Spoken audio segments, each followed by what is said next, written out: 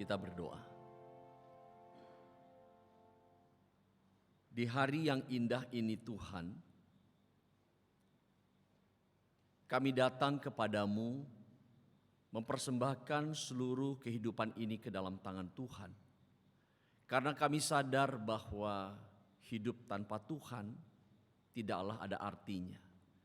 Kami ingin memprioritaskan Tuhan di dalam waktu ini, supaya ketika kami memuji, kami menyembah Allah, kami merasakan sungguh-sungguh hadirat Allah yang menguasai hati, pikiran, dan jiwa kami.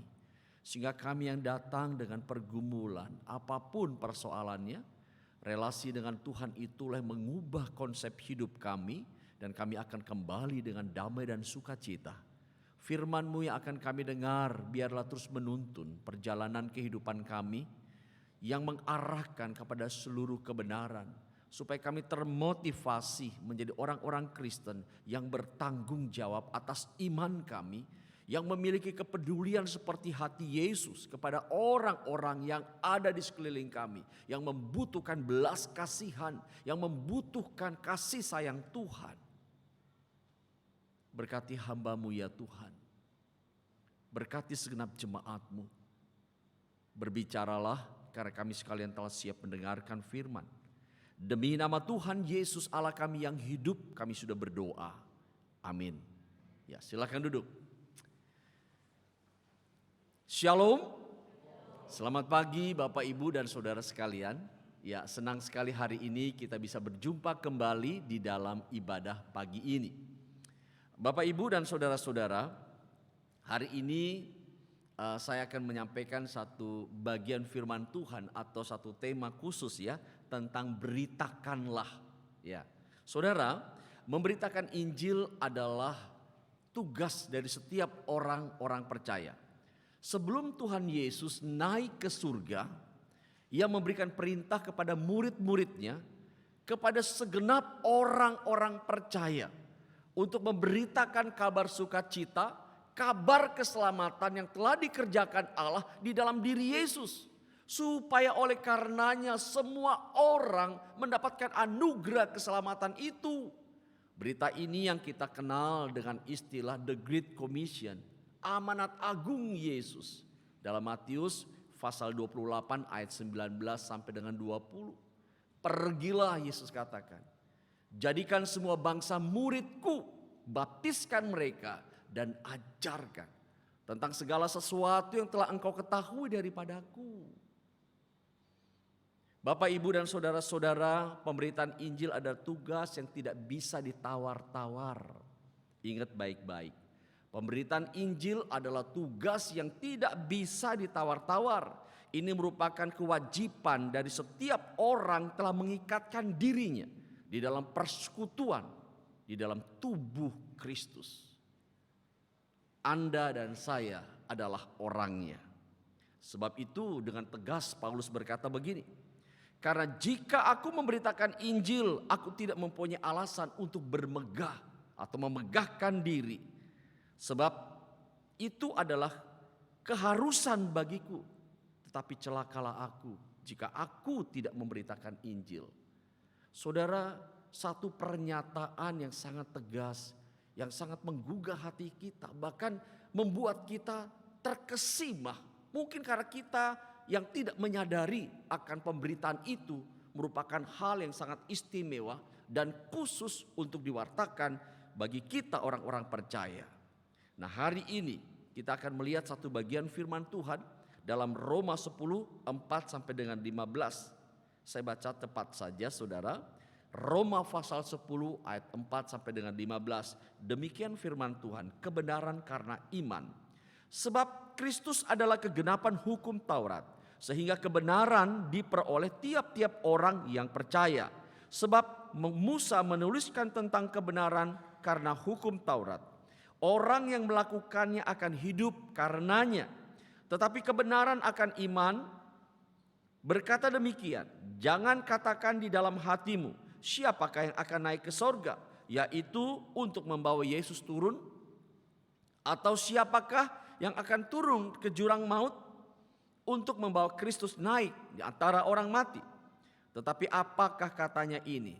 Firman itu dekat denganmu, yakni di dalam mulutmu dan di dalam hatimu. Itulah firman iman yang kami beritakan. Sebab jikalau kamu mengaku dengan mulutmu bahwa Yesus adalah Tuhan dan percaya dalam hatimu bahwa Allah telah membangkitkan Dia dari antara orang mati, maka kamu akan diselamatkan. Ayat 10. Karena dengan hati orang percaya dan dibenarkan, dan dengan mulut orang mengaku akan diselamatkan. Karena kitab suci berkata, barang siapa percaya kepada Dia tidak akan dipermalukan. Sebab tidak ada perbedaan antara orang Yahudi dan orang Yunani. Karena Allah yang satu itu adalah Tuhan dari semua orang, kaya bagi semua orang yang berseru kepadanya. Sebab barang siapa yang berseru kepada nama Tuhan akan diselamatkan. Tetapi bagaimana mereka dapat berseru kepadanya jika mereka tidak percaya kepada Dia? Bagaimana mereka dapat percaya kepada Dia jika mereka tidak mendengar tentang Dia? Bagaimana mereka bisa mendengar tentang Dia jika tidak ada yang memberitakannya? Ayat terakhir. Dan bagaimana mereka dapat memberitakannya jika mereka tidak diutus? Seperti ada tertulis betapa indahnya kedatangan mereka yang membawa kabar baik. Puji Tuhan. Bapak, Ibu dan Saudara, ini adalah bagian dari firman Allah yang sering kali kita dengar dikumandangkan dari mimbar-mimbar Kristen untuk jemaat memahami bagian ini. Tetapi pertanyaannya adalah berapa banyak kita di dalam berulang kali mendengarkan bagian firman Tuhan ini dan melaksanakan amanat Yesus itu. Nah, saudara-saudara, menarik sekali pagi ini kita coba membahas bagian ini. Apa yang disampaikan Rasul Paulus sebagai ketetapan dari landasan dasar iman orang-orang percaya. Di dalam kalimat pendahuluan ayat 4 ini, perhatikan. Paulus berkata bahwa Yesus Kristus adalah kegenapan hukum Taurat. Ya, Yesus Kristus itu adalah kegenapan hukum Taurat. Apa maksud daripada pernyataan Paulus ini? Ternyata pada bagian ini, saudara-saudara, Rasul Paulus hendak memberitahukan kepada orang-orang Yahudi, bukan saja masyarakat umum, tetapi mereka sebagai pemimpin-pemimpin agama, pemuka-pemuka agama, bahkan guru-guru pengajar Taurat sendiri, supaya mereka mengerti bahwa keselamatan itu datangnya bukan dari memperlakukan hukum Taurat, tetapi keselamatan itu datangnya adalah dari iman yang percaya kepada Kristus Yesus itu sendiri. Sebetulnya kalau ingin diselidiki secara mendalam, bahwa esensi dari hukum Taurat itu adalah diri Kristus sendiri. Bapak, Ibu dan saudara-saudara, semua yang diajarkan sebagai ketetapan dan peraturan di dalam hukum Taurat mengenai kurban yang diberikan untuk penebusan atau pengampunan dosa manusia. Apa yang dikatakan di dalam perjanjian lama itu hanya merupakan gambaran atau bayang-bayang saja. Dan wujud nyata atau yang real dari semua itu adalah diri Yesus sendiri. Itu yang ingin disampaikan oleh Paulus. Nah, saudara, kita melihat ada 2 pasal Alkitab yang menjelaskan. Yang pertama, tentang peran hukum Taurat sampai kepada kedatangan Kristus. Coba kita lihat Galatia pasal 3 ayat 23 dan 24. Mari Bapak Ibu, kita lihat Galatia pasal 3 ayat 23 dan 24. Supaya lebih jelas ya mengenai peran hukum Taurat sebelum Kristus dilahirkan atau hadir di tengah dunia ini dalam wujud yang real. Demikian firman Allah, Galatia pasal 3 ayat 23 dan 24. Sebelum iman itu datang, kita berada di bawah pengawalan hukum Taurat dan dikurung sampai iman itu telah dinyatakan. Jadi hukum Taurat adalah penuntun bagi kita sampai Kristus datang supaya kita dibenarkan karena iman. Nah, jadi saudara-saudara, bukan berarti hukum Taurat itu tidak berguna. Bukan berarti hukum Taurat itu tidak lagi berarti bagi kita. Tetapi memang fungsi daripada hukum Taurat itu bukan menyelamatkan kita, tetapi yang menuntun kita, mengarahkan kita sampai tiba kepada yang sesungguhnya yang diinginkan Allah dinyatakan kepada kita, yaitu keselamatan itu di dalam diri Yesus Kristus. Nah, saudara-saudara, yang kedua kita lihat dalam Efesus pasal 2 ayat 14 dan 15. Efesus pasal 2 ayat 14 dan 15 yang berkata demikian. Karena dialah damai sejahtera kita yang telah mempersatukan kedua pihak, maksudnya antara manusia dan Allah yang berseteru oleh karena dosa, ya, kita tidak memiliki relasi lagi dengan Allah yang baik. Yesus sebagai perantara antara manusia dengan Allah, ya. Dia mempersatukan kedua pihak dan yang telah merubuhkan tembok pemisah, yaitu perseteruan. Sebab dengan matinya Yesus sebagai manusia, ia telah membatalkan hukum Taurat dengan segala perintah dan ketentuannya untuk menciptakan keduanya menjadi satu manusia baru di dalam dirinya dan dengan mengadakan damai sejahtera. Menarik Bapak Ibu, dengan memahami bagian firman Tuhan ini, Rasul Paulus telah memberikan sebuah gagasan yang baru, sebuah pengajaran teologi dasar bagi kita semua. Apa itu hukum Taurat, maknanya bagi kita, dan kebenaran iman di dalam Kristus sendiri. Bapak Ibu dan saudara-saudara, karena Kristus adalah Allah, maka dia memiliki fungsi sebagai kegenapan dari hukum Taurat itu. Maka dia layak mendapat penghargaan, penghormatan yang istimewa, bukan lagi dalam bentuk yang semu atau bayang-bayang, tetapi di dalam bentuk yang real, yakni mengenai pengakuan akan diri Yesus sebagai Tuhan dan Juru Selamat dalam hidup kita. Kalau Bapak, Ibu, dan saya berdasarkan bagian firman Tuhan ini kita mengaku Yesus Kristus adalah Tuhan, maka kita wajib memberikan penghormatan kita, pengagungan kita, penyembahan kita kepada Dia, bukan lagi dalam bentuk-bentuk yang semu atau bayang-bayang, tetapi dalam bentuk yang real, yakni pengakuan akan diri Yesus sebagai Tuhan dan Juru Selamat dalam hidup kita. Itu sebabnya di dalam ayat 9, ya, dalam Roma pasal 10 ayat 9, Paulus berkata begini saudara, Roma pasal 10 ayat yang ke-9. Sebab jika kamu mengaku dengan mulutmu bahwa Yesus adalah Tuhan dan percaya dalam hatimu bahwa Allah telah membangkitkan Dia dari antara orang mati, maka kamu akan diselamatkan. Inilah pernyataan iman kita. Dengan mengaku dan percaya Yesus telah mati sebagai Tuhan dan Juru Selamat, telah menebus dosa kita, maka kita diselamatkan. Nah, saudara-saudara, kembali kepada bagian ini. Apa yang disampaikan oleh Rasul Paulus mengenai sebuah penegasan iman bukan hal yang main-main. Karena ketika Anda dan saya mempercayai bagian ini, maka kita akan mendapat bagian di dalam persekutuannya sebagai anggota kerajaan Allah.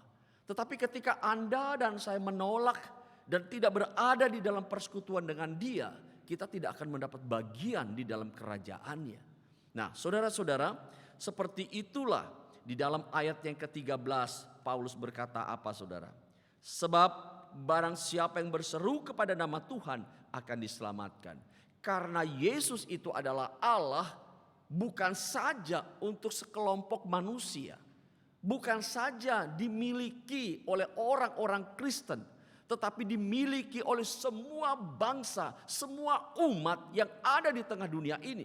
Karena kapasitasnya sebagai Tuhan.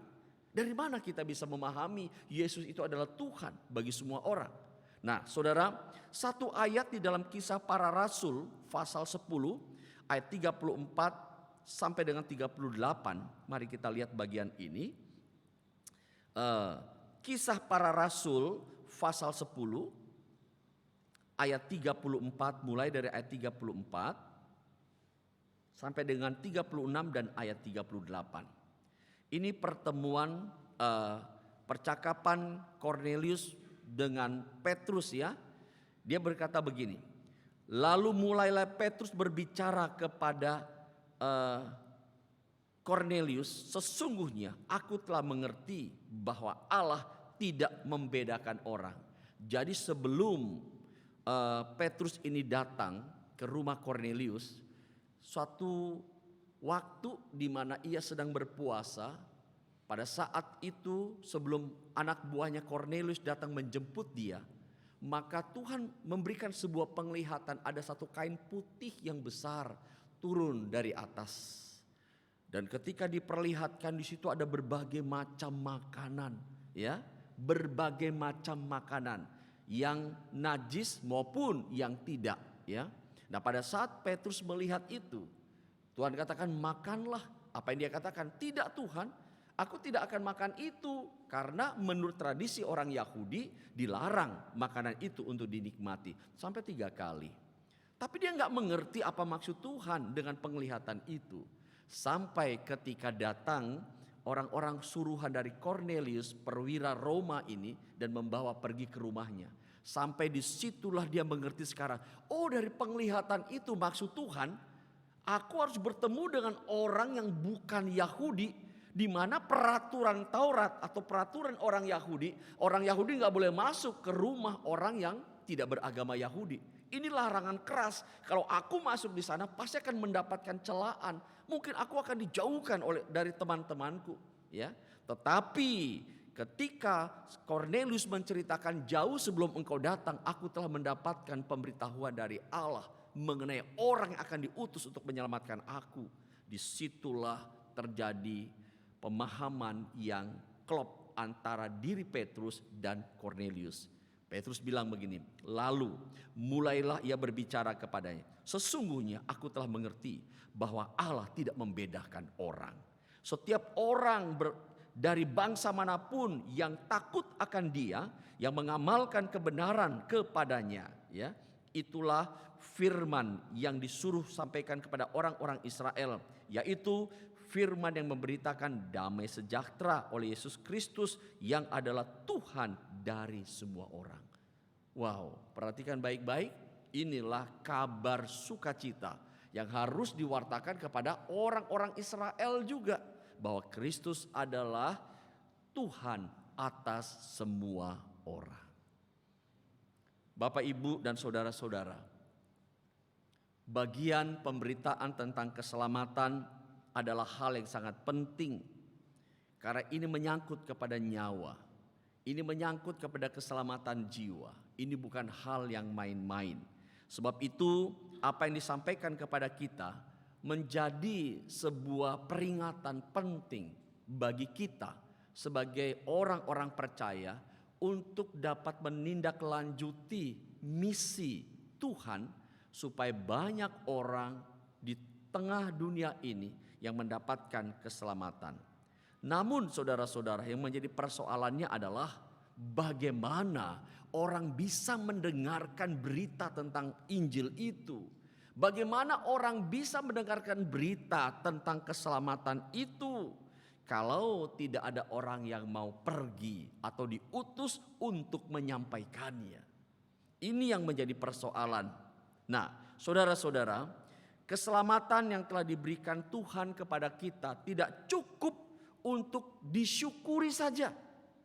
Perhatikan baik-baik, keselamatan yang Anda dan saya telah peroleh dari Kristus tidak hanya cukup dinikmati dan disyukuri saja, tetapi dikatakan kita harus mengaplikasikan itu di dalam kehidupan kita dan membagikannya, menerapkannya, supaya semua orang bisa mendengarkan anugerah yang kita alami itu, dan mereka pun dapat memperoleh bagian yang paling penting. Saudara, jika kita mungkin belum bisa terjun ke lapangan untuk bermisi bersama-sama dengan tim yang ada atau orang-orang yang ada di lapangan untuk memberitakan kabar keselamatan, kita bisa mulai dengan doa. menyebutkan mungkin nama-nama orang yang kita kenal, atau kita mulai mendoakan suku bangsa yang ada di negeri kita atau yang ada di luar sana yang kita lihat mereka belum mendengarkan Injil. Berdoa untuk para utusan Injil, para misionaris, supaya Tuhan memberikan mereka lawatan dan kuasanya, sehingga setiap perkataan dan tindakan yang mereka lakukan itu sangat menyentuh dan menggerakkan hati setiap orang untuk menerima keselamatan dari Allah. Saudara, bagian ini bukan hanya sekedar sebuah pemahaman, tetapi harus menjadi realisasi di dalam kehidupan untuk kita kerjakan. Maafkan, bukan berarti saya ingin mengatakan sinode gereja kami telah melakukan sesuatu yang baik, bukan. Tapi saya ingin membagikan sedikit, saudara. Kami dari Sinode Gereja Kristen Jakarta mulai dari tahun sekitar 83 sudah mengadakan misi, saudara. Fokus kami ke daerah-daerah pedalaman, khususnya di Kalimantan Barat, ya.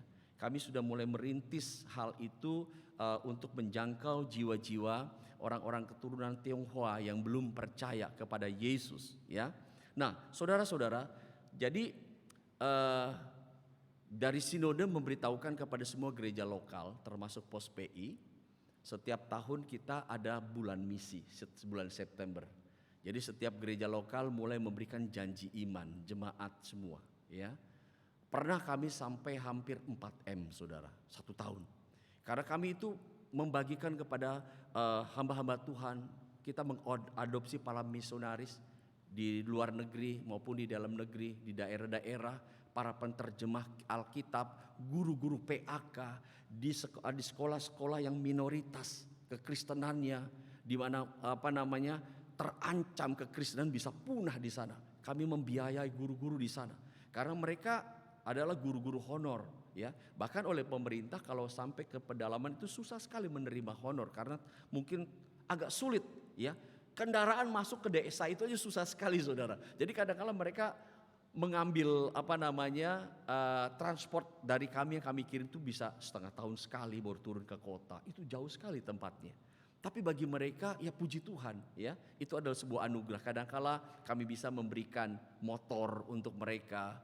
Jadi tempat jauh pun mereka masih bisa jangkau gitu ya untuk melakukan pemberitaan Injil. Nah, saudara-saudara, ini merupakan bagian yang harus dikerjakan oleh gereja. Banyak jemaat bilang kami belum bisa pergi ke lapangan, kami tidak mempunyai waktu, kami ini orang sibuk dan sebagainya. Tapi kami punya hati, kami punya harta yang bisa kami juga bagikan. Sehingga inilah bagian yang bisa kami kerjakan untuk mendukung sebagai kontribusi di dalam kerajaan Allah. Ini sangat baik, Bapak Ibu. Saya percaya di sini pun juga melakukan hal yang sama, ya. Nah, saudara, ini adalah bagian-bagian yang sangat luar biasa. Suatu kali ketika anak saya masih SD kelas 3, ya kami sudah membentuk satu kegerakan misi dari sekolah minggu. Jadi 2 bulan sekali kami adakan misi untuk anak. Mereka mulai kumpul, kami mulai ajarkan mereka lokasi-lokasi mana, bangsa-bangsa mana yang perlu didoakan. Ketika mereka mengadopsi suku bangsa atau suku tertentu, mereka mulai berdoa tentang Yesus sampai menangis, saudara. Mereka sampai bisa mencucurkan air mata. Anak-anak sekecil itu, mereka mengerti apa itu misi. Dan akhirnya mereka bilang bahwa kami setiap bulan akan memberikan dana untuk pekerjaan misi. Ada celengan tuh, saudara, di sekolah minggu untuk misi. Anak-anak beri, 1 tahun sekali kami untuk membantu kegerakan misi. Nah, ini kegerakan misi ini sangat luar biasa. Banyak anak-anak GKJ yang mempersembahkan hidup untuk Tuhan dari hal-hal seperti ini. Banyak mereka, ya. Banyak mereka mempersembahkan diri untuk menjadi pelayan, menjadi seorang misionaris. Nah, kami akan mengutus salah satu anak kami yang menjadi misionaris itu, saudara, tahun depan ke daerah Bangladesh. Nah, saudara bisa bayangkan, luar biasa. Kami mengutus ke Myanmar, anak-anak kami juga ke sana. Saudara, mereka mempunyai hati misi dari mana? Ketika mereka mulai mendoakan suku-suku yang terabaikan. Ketika mereka bisa berbagi dan bercerita tentang Yesus kepada teman-teman mereka, hati misi itu terbangun dalam diri mereka. Jadi memberitakan Injil bukan hanya cukup kepada orang-orang di sekeliling mereka, tapi sampai menjangkau kepada kelas dunia. Nah, Bapak, Ibu, dan saudara-saudara, Paulus pun ingin memberitahukan kepada kita, ini adalah bagian daripada misi kita, ya, untuk menyampaikan kabar keselamatan kepada semua orang. Kita belajar dari para misionaris seperti David Livingstone, William Carey, Hudson Taylor, Noah Manson, James Chalmers, Robert Morrison, ya. Mereka pergi ke Afrika, mereka ke India, ke China, bahkan ke Indonesia, ke suku-suku pedalaman. Mereka meninggalkan kenyamanan hidup, kemewahan hidup, jauh dari sanak famili dan keluarga. Mereka berada di dalam satu kelompok masyarakat yang terabaikan. Apa yang membuat mereka berani dan mau bahkan rela melakukan hal-hal seperti itu? Jawabannya hanya satu.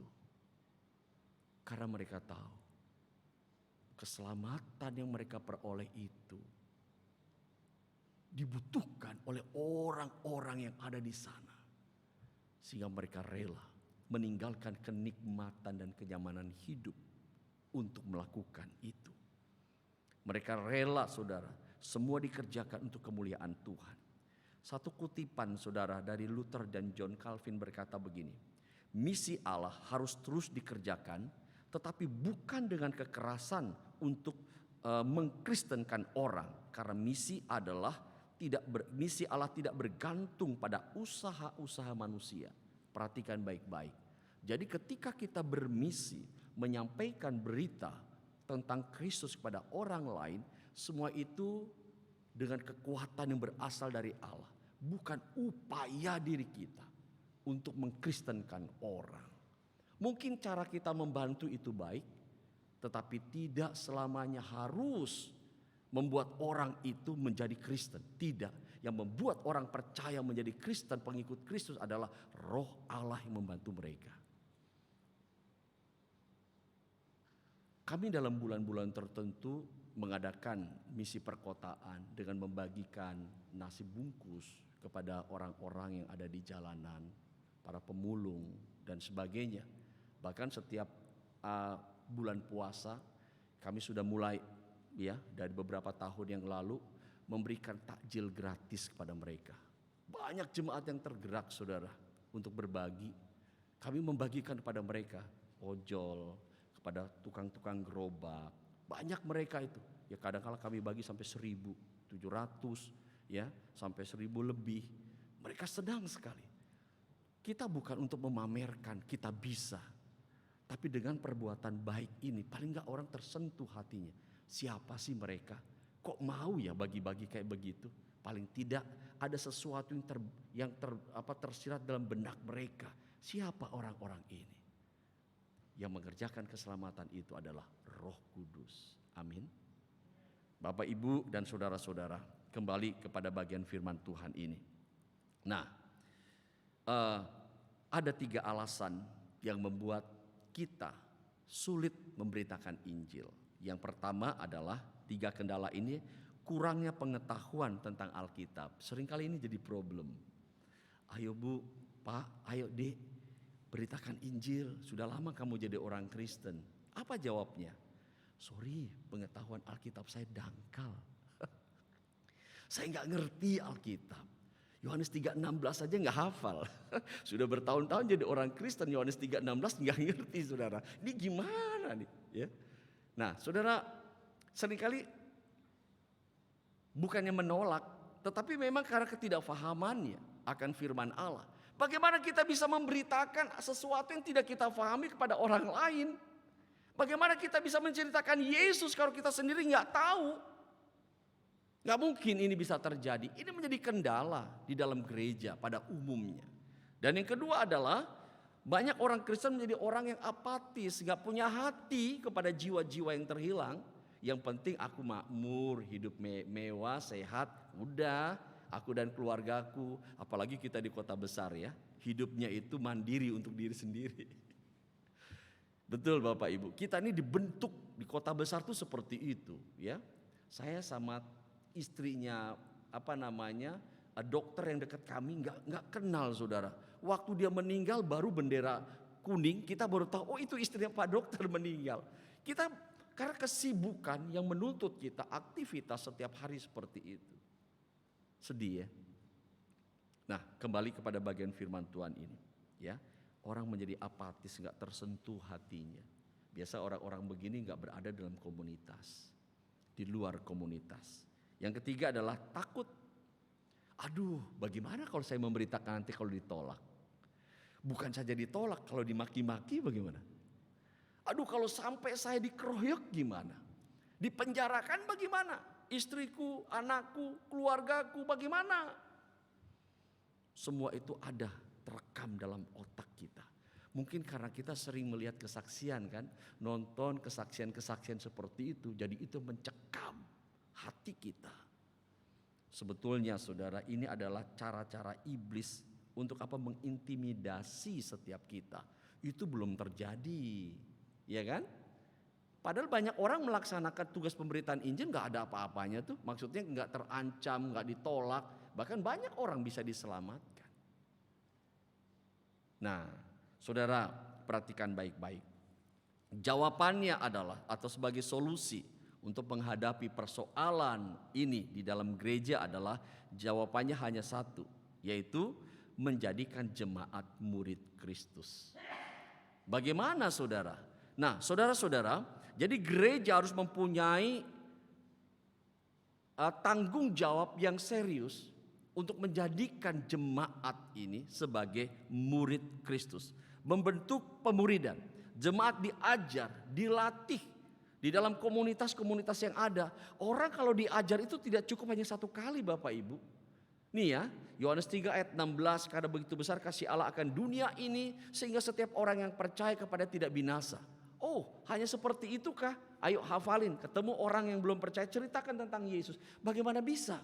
Tapi kalau mereka tinggal dalam komunitas setiap hari berulang-ulang mendengarkan kesaksian-kesaksian dari teman-teman yang mengalaminya.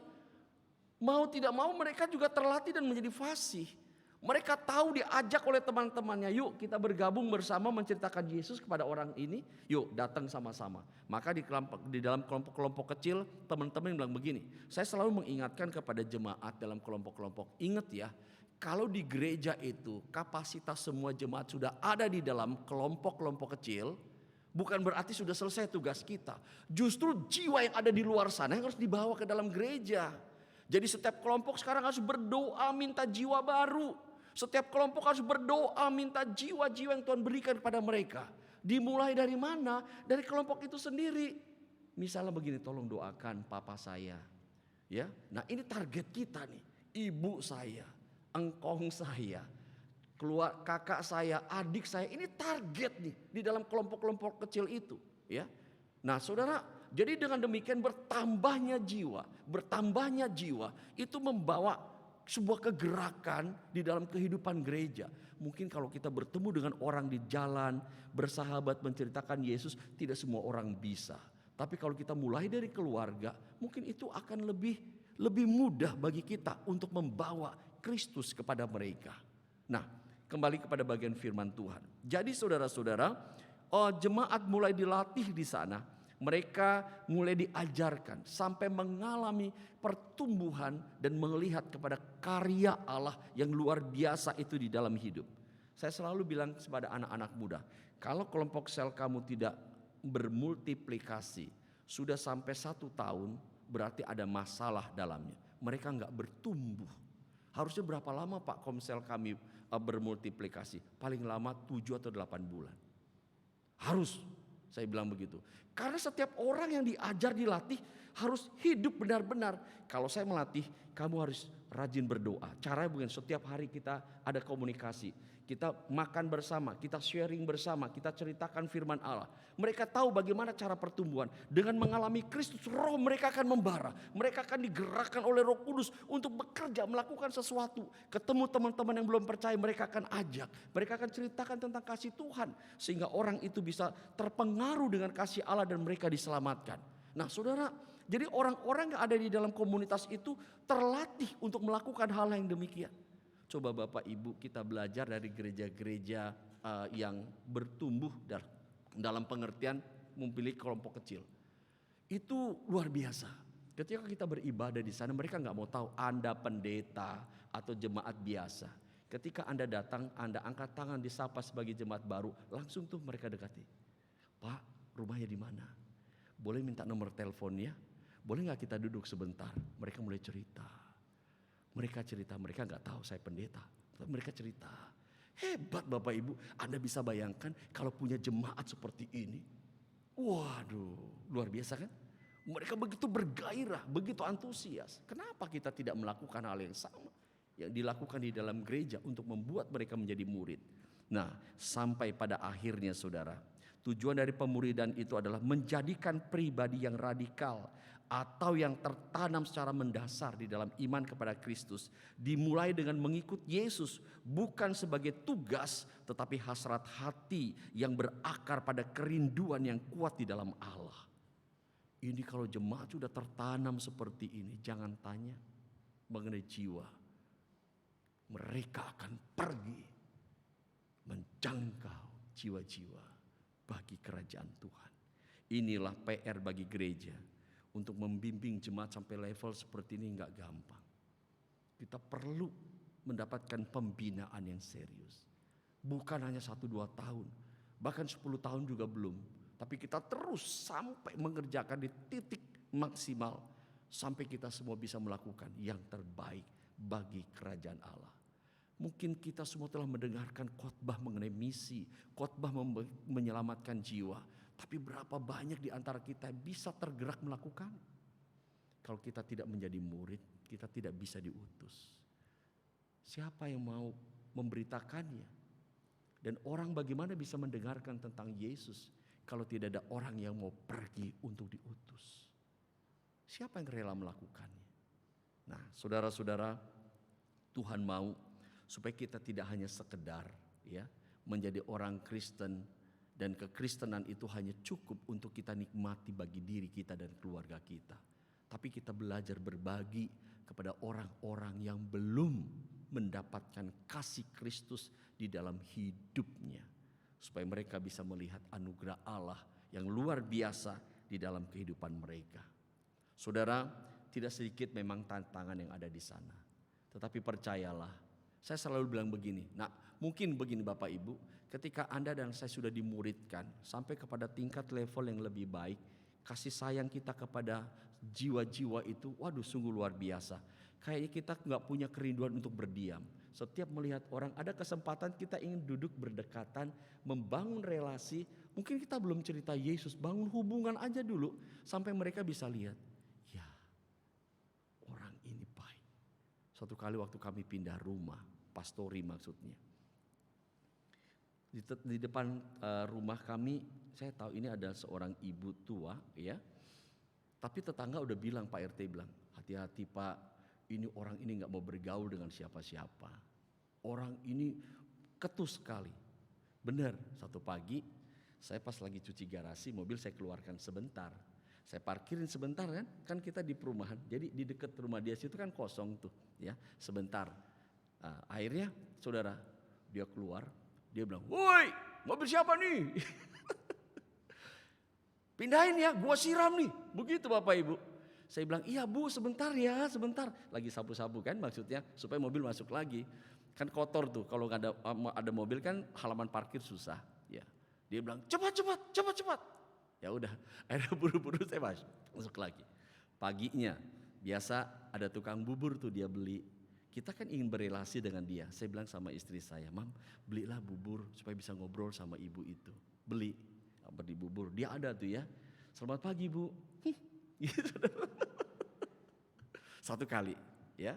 Hari kedua beli bubur lagi ya, supaya bisa ngobrol sama dia. Gak mau dia saudara. Hari ketiga dia cuma begini, orang baru ya, bilang gitu. Gak masalah, yang penting kita sudah mulai kenal ya. Sampai suatu hari Bapak Ibu, kan dia gak mau bergaul dengan orang-orang di tetangga kita. Lampu mati jam 12 malam, plap. Telepon mati kan, kalau telepon bukan handphone kan gak bisa dipakai. Wah, dia kelabakan, mau cari kemana. Kan dia orang tua biasa mau cari-cari orang gitu. Dia teriak-teriak, "Woi, siapa yang bisa bantu gua nih? Woi," gitu. Rupanya deket kita. Saya buka pintu, "Ada apa?" Saya panggil dia Oma. "Ada apa, Oma?" Tolong dong. Nih listrik mati. Tolong dong, ada nggak lampu emergency?" Ya udah, kita ada 2. Saya bilang, "Kat, saya punya 1 ya. Untuk Oma 1 ya." Udah kita kasih. Nah, sejak itu kita mulai berelasi dengan dia. Saudara, sampai dia meninggal. Dia buka hati loh bagi Yesus. Waduh, kan waktu di pagar, waktu satu hari saya datang, saya lihat dia tempel koyo. "Oma sakit ya?" "Iya." "Udah ke dokter?" "Udah, tapi belum sembuh-sembuh gua," katanya. "Ya udah, nggak apa-apa. Oma mau nggak saya doain?" Dari pintu pagar kan, udah saya pegang tangan, saya doain dalam nama Yesus. Dia bilang, "Gua kan udah punya agama." "Nggak apa-apa, Oma. Yesus bukan untuk orang Kristen aja, untuk semua orang." Saya doain dia. "Amin. Oma mau nggak terima Yesus?" "Ya udah, lu doalah, gue terima aja." Begitu saudara. Ya udah kita doain. Ya udah. Tapi dalam aktivitas hidupnya tidak terlihat bahwa dia itu menjadi milik Yesus. Tapi ketika dari hari ke hari dia kami melihat perubahan hidup. Sama tetangga-tetangga mulai lebih baik, ya. Kalau ketemu kita dia bilang gini, "Kayaknya lu orang paling baik di sini deh." Dia bilang gitu, saudara. "Orang-orang nggak pernah bergaul sama gua, lu doang paling baik." Dia kan Betawi ya, orang Betawi, Chinese Betawi. Jadi ngomong kayak gitu. Akhirnya kita berelasi. Sampai suatu hari saya bilang gini, "Oma, boleh nggak kunci rumahnya saya duplikat 1, supaya kalau ada kejadian apa-apa orang bisa masuk. Karena dia tidak bertetangga, kalau terjadi sesuatu bahaya." Betul, suatu hari dia jatuh di dalam, tertelungkup tuh karena licin kan, habis bersih-bersih. Siapa menolong dia? Tolong, mana bisa orang masuk? Untung sudah diduplikat kuncinya. Kita buka, kita gotong, bawa dia. Wah, dia senang sekali. Saudara, ya ini hal-hal yang sangat sederhana yang bisa kita lakukan untuk menolong orang-orang yang belum percaya. Tapi memang itu tidak gampang, ya. Satu kali waktu kami mengadakan mission trip ke suku Anak Dalam di Jambi. Saudara, kami sudah siap nih untuk mengadakan satu acara KKR. Ada satu teman 20 kilo dari lokasi, dia bilang ini base campnya dia. Dia bilang, "Pak, hati-hati di wilayah ini, karena di sini banyak para pendatang yang menguasai daerah ini." Jadi mereka mengatakan ini wilayah kami bendera hijau. Bapak Ibu ngerti ya, wilayah bendera hijau itu kepalanya orang-orang Madura. Kami bendera hijau. Jadi kami seringkali dibuat rese Pak orang itu. Udah kita bilang jalanlah. Nah, waktu kami bikin pengobatan gratis, waktu itu kan mau 17 Agustus, kami memang sengaja buat pengobatan gratis. Jadi banyak penduduk datang. Mereka lewat pakai baju panjang-panjang, ikat kepala. Mereka bilang gini, "Ada apa ini? Kita sengaja membuat pengobatan gratis. Boleh ikut kita enggak?" Orang-orang kan, kita mau buat KKR, saudara. Kalau mereka ikutin nanti bahaya juga. Terus teman-teman bilang gini, "Gimana Pak Bobi?" Saya bilang, "Ya udah, kasih aja kalau mereka mau ikut. Saya butuh 2 truk." Dia bilang gitu, sudah. 2 truk engkel tuh. 2 truk. "Kamu harus bayar supaya saya bisa mendatangkan masa ke sini mau berobat." Waduh, begitu. Wah, ini kan sudah cari gara-gara. Saya bilang bayar aja. "Berapa? 1 truk 150.000. Nggak apa-apa, bayar aja." Kita bayar. Mereka datang. Nah, waktu kita lagi puji-pujian, sampailah mereka 2 truk itu turun, saudara. Wow, pakai jubah, ikut duduk juga. Wah, WL nyanyi aja. Pertama kan nyanyi lagu-lagu biasa. Nah, ini menjurus kepada lagu rohani. Wah, setelah selesai, saya lihat, waduh, saya mau khotbah apa sama orang begini. Ini saya serancang, saya ubah lagi nih khotbah. Jadi gimana? Saya cuma bilang gini, "Tuhan Yesus berikan hikmat. Roh Kudus, apa yang harus hambamu katakan?" Selesai, WL bilang, "Silakan Pak Pendeta." Sampai di situ saya berdoa, Tuhan memberikan hikmat. Langsung tuh saudara, saya udah gak pakai teks lagi khotbahnya. Apa yang mau saya khotbahkan? Tuhan beritahukan dalam Roma 3 ayat 23. Karena semua orang telah berbuat dosa dan telah kehilangan kemuliaan Allah. Saya bahas tuh kejatuhan mengenai dosa, upahnya maut. selesai. Kan saya harus kasih goalnya dong. Kepada siapa orang bergantung? Ngomong Yesus, dicelurit gak saya kira-kira? Saya harus ngomong nih. Bukan mau gak mau, tapi saya percaya Tuhan bekerja. Saya bilang hanya satu pribadi, Yesus Kristus. Wah, mereka yang dengar, mungkin telinga berdiri saudara. Gak masalah. Udah, kita adakan pengobatan. Waktu pengobatan kita kan biasa sebelum orang ambil setelah orang dikasih resep, kita teman-teman duduk konseling gitu ya. Ibu bapak sakit apa? Oh sakit ini, kita bisa memberikan penghiburan, doakan mereka. Terima Yesus. Itulah kesempatan untuk kita membawa mereka kepada gereja-gereja yang ada di sekitar situ ya, atau menjadi orang Kristen. Giliran saudara, mereka yang pakai kopiah ini gimana caranya? Teman-teman bilang, udah Pak, Bapak aja. Kepalanya saudara. Saya bilang Tuhan Yesus berikan hikmat. Saya deketin, ngobrol, kita udah deket saudara. Dia dari Jawa kan, orang Madura kan, cerita tentang. Oke, terakhir dia bilang saya kena ginjal, ada gula darah. Wah, kesempatan. Cerita, saya bilang begini, Bapak kenal dengan Nabi Isa. Saya tahu Nabi Isa. Nah, kesempatan, ceritalah. Bapak mau gak saya doain? Pemimpinnya nih, dia lihat dulu teman-temannya. Bolehlah, saya tumpangin tangan langsung dalam nama Yesus. Begitu ketuanya ditumpangin tangan, teman-temannya mau didoain juga saudara. Luar biasa ya. Tadinya kita kan, kita ini minoritas. Gimana ya? Kita tuh gak berpikir bahwa Allah itu berkuasa. Kita bekerja, melakukan apa yang Allah mau. Jangan takut, hidup dan mati itu di tangan Dia. Kalau hari ini kita pun harus mati, berarti kematian kita menjadi kesaksian bagi banyak orang. Sekalipun kita dianiaya, Tuhan belum izinkan kita mati. Ada kemuliaan yang ingin Dia sampaikan supaya orang-orang itu bertobat dan mengenal Dia. Jangan takut Bapak Ibu. Kadang-kala bisa seperti itu. Ya, tekanannya. Aduh, gimana ya? Tapi percayalah. Ketika kita bersama dengan Allah, tidak ada yang mustahil. Saya nggak mau bilang begini, ayo lakukanlah ya, dan engkau akan melihat kemuliaan Allah. Saya nggak akan ngajarin bagaimana kata-katanya, karena kata-kata itu Roh Kudus akan menuntun kita. Ya, nggak bisa seperti seorang mahasiswa ketika dites disertasinya atau skripsinya oleh dosen, wah kata-kata seperti itu. Tapi di lapangan bisa berbeda. Ketika Roh Kudus menjamah hati kita, perkataan itulah yang bermanfaat bagi orang lain. Jadi saya mau bilang begini, ketika Bapak Ibu menghadapi situasi seperti itu, jangan takut. Tuhan menyertai. Roh Kudus akan berkata-kata melalui diri kita menjadi berkat bagi orang lain. Amin. Inilah yang Tuhan mau. Sebab itu Bapak Ibu saya mau katakan, jangan pernah takut memikirkan tentang jiwa-jiwa. Bukan saja ada yang di luar sana, tapi di tengah-tengah keluarga kita. Sebab itu seperti firman katakan, beritakanlah. Ingat waktunya sudah dekat. Jika tidak, terlambat. Kalau kita ada orang berjalan di jalan umum, ketika dia salah jalan kita bisa panggil ingatkan dia. Tapi kalau orang sudah jatuh ke neraka gak bisa lagi diambil dan diberitahukan. Berbahaya. Jadi perjalanan menuju kerajaan Allah itu penting untuk disaksikan. Coba kita pikirkan hari ini. Siapa di antara keluarga kita yang belum diselamatkan? Ada gak teman-teman kita yang belum diselamatkan? Doakan mereka. Suatu hari Tuhan akan memimpin kita untuk membawa mereka melihat kerajaan Allah. Amin. Kita berdoa. Terima kasih Tuhan buat firman-Mu yang telah kami dengar. Berikan keyakinan kepada kami, kekuatan kepada kami, supaya kami dapat memberitakan keselamatan yang dari Allah.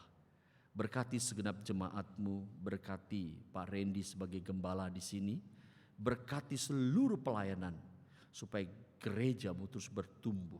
Jemaat mempunyai kerinduan untuk berbagi tentang kasih Kristus kepada semua orang. Terima kasih Tuhan, kami menikmati kasih-Mu.